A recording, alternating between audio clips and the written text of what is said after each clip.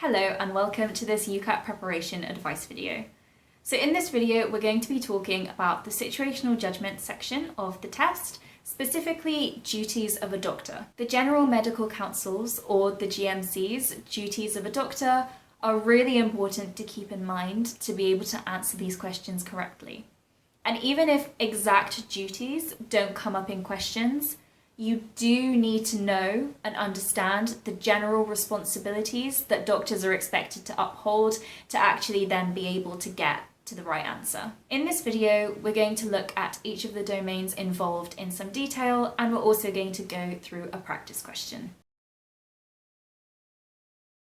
Let's go through the core domains that you need to know together.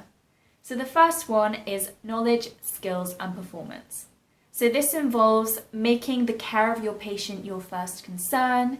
It also involves providing a good standard of care and practice. Another thing that comes up in this domain is keeping your knowledge and skills up to date, and also recognizing and working within the limits of your competence. The next domain is safety and quality.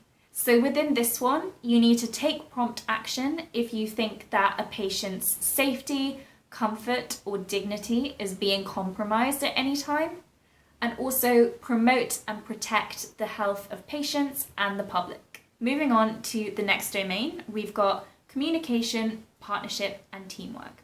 So this one importantly involves treating patients as individuals and respecting their dignity, treating patients politely and considerately, respecting patients' right to confidentiality, working in partnership with patients, listening to and responding to their concerns and their preferences, giving patients information that they want or need in a way that they can understand it, and respecting a patient's right to come to a decision with you about their treatment or their care. It also involves supporting patients in caring for themselves to improve and maintain their own health, and also working with colleagues in ways that best serve patient interests. And the final domain that we're going to talk about is maintaining trust.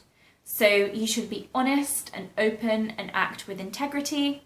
You should never discriminate unfairly against patients or colleagues, and you should never abuse your patient's trust in you or the public's trust in the profession.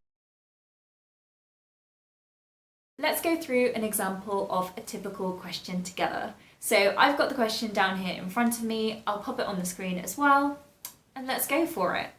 So one of the senior doctors that you're shadowing in your 4th year explains that he doesn't provide patients with too much information on their condition, as he thinks it overcomplicates matters.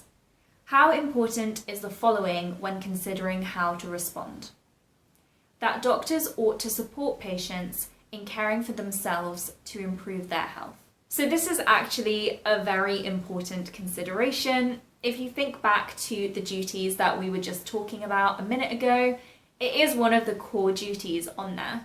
And you should be able to immediately recognize that. Even if you don't know all of the duties off by heart, you should still have kind of gathered a general gist of what this list entails, to know that doctors are supposed to work with patients and not on behalf of them. When you're approaching these questions, do remember that the GMC, whilst they do have a separate set of duties and values for medical students, they do expect medical students to follow the duties of a doctor as well.